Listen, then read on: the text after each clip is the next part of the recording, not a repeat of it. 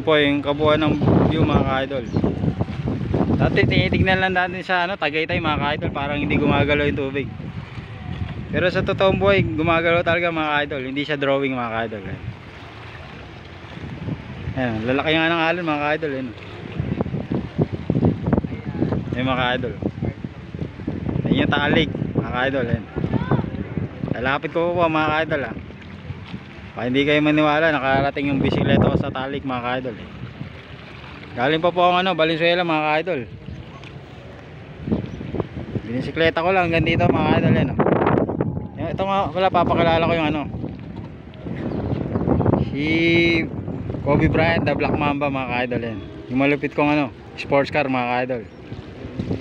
Hindi yan gumagamit ng gasolina mga ka-idol.